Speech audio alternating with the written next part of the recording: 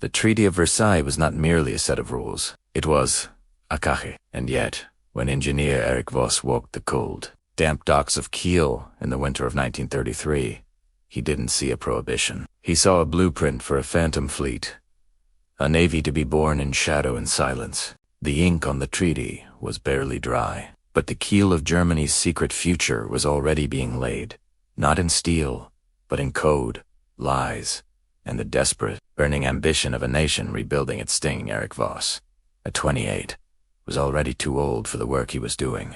Too old.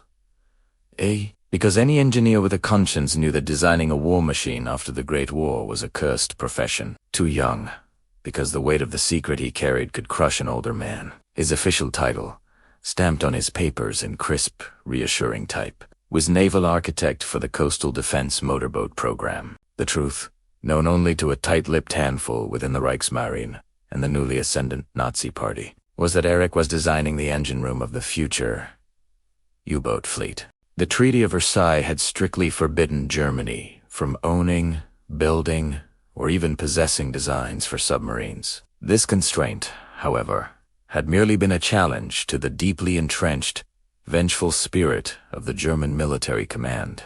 The first step in their grand deception was a Dutch shell company called the Engineer Scanter, Voorschepsbouw IVS, headquartered innocuously in The Hague.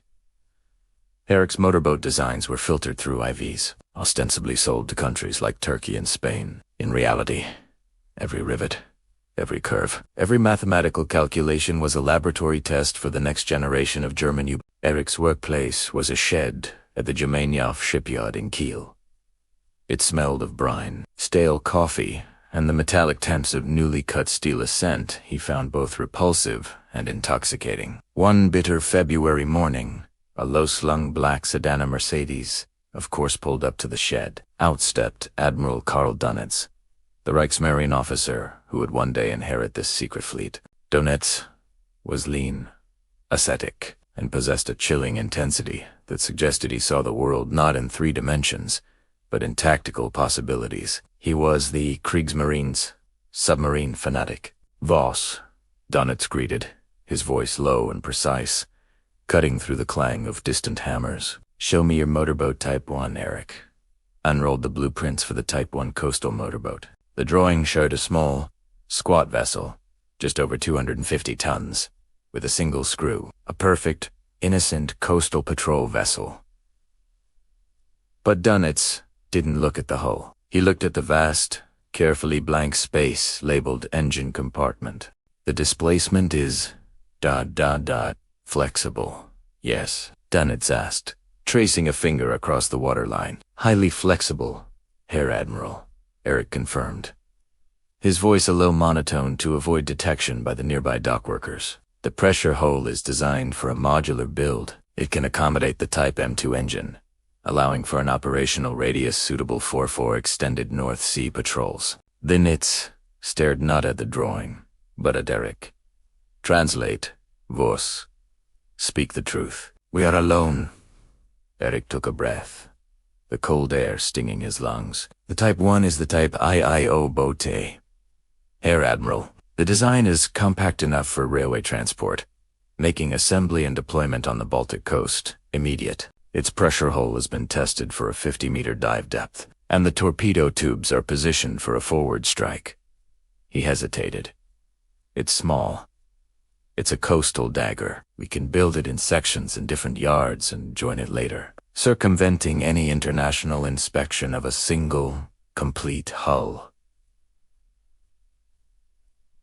A faint smile touched Donitz's lips. A chilling, momentary victory. "Excellent, Boss. The politicians worry about battleships. The French worry about air superiority. We, my friend, shall worry about the Wolfpack." The Wolfpack, a term that was on sensibers across the Atlantic. The pressure on each was immense. It wasn't just designing a submarine. It was designing a weapon system meant to wage an entirely new kind of war. And the world was watching, or rather, trying to watch. One evening, after the shipyard had fallen silent, each was reviewing a crucial bias calculation. A minute error could send the vessel to the bottom. Notice the fine scratch near the bottom of the iron safe where the most sensitive diagrams were kept. It is said it as routine wear.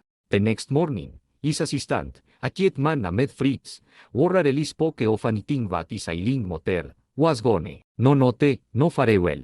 Just gone. A few days later, a cryptic telegram arrived for the needs from a German naval attaché in London, intercepted and decoded by the security section, age window cracked. Enlarge frame. The age window was the ears of Fise. It meant their secret was bleeding. Foreign intelligence British, French, perhaps even Soviet had placed an operative. Likely Fritz, who had confirmed that Germany was planning a submarine fleet. The enlarge frame part was the chilling counter directive. Since it take nowhere the building small boats, we must immediately start building bigger on stock over the trail. The need some money reach immediately. Boss, the small boat program is a success. We have the designs for the torpedoes. Now, we accelerate the distraction. The eye suspect a coastal fleet. They will not suspect an oceanic one. Es preadaneo, clean set of blueprints on the table. They were for the type 7. A 700-ton Leviathan with an extended range, torpedo reloads, and the true capacity for sustained warfare. I want engine specifications for a dual shaft, I output diesel, capable of crossing the North Atlantic, and the battery capacity for a 100,000 submerged patrol. The French will set cease, protest, and believe they have stopped US. They will believe that if they cruise the Type Septima program, they have won. Eric looked at the monstrous design. It was audacious. Building the smaller Type 2s in secret was deception. Building the Type VI is, knowing they would attract diplomatic protests, was an act of pure, calculated defiance. It will be the work of 2 years, Herr Admiral, Eric stated, gripping the edge of the table, and it will be impossible to hide the first key laying. Dunitz gave him the chilling smile again. Exactly. We do not hide the first keel. We put it on display. We tell them it is a one-off experiment, a research vessel. We allow them to count the rivets, and while they are looking at the one boat, we will be mass-producing the Type E's in our component factories, stacking them up like cordwood. The public distraction must be large. Voss so large that the real program, the fleet that will fight, remains invisible. Eric Voss spent the next 80 months working in a white-hot crucible of genius, deception, and paranoia. He lived on stale bread and coffee, sleeping for hours a night. The Type 2 designs were perfected and sent to component factories across Germany, disguised as parts for agricultural machinery and mining equipment. No single factory ever knew they were building a submarine. In late 1934, the first modular pieces of the Type II boat arrived at the Deutschwerk Kiel. They were not laid on a slipway. They were assembled secretly inside the cavernous, disguised hall of the shipyard. On June 18, 1935, the Anglo-German naval agreement was signed, officially allowing Germany to build a U-boat fleet up to 45% of the size of the Royal Navy.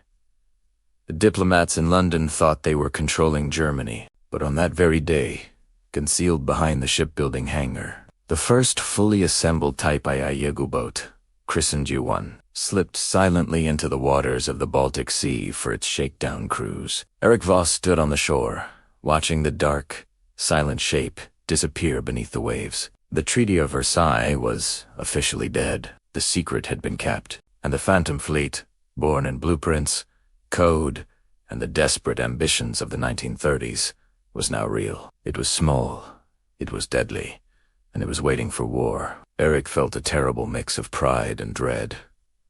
He hadn't just designed a machine. He had helped release the wolves,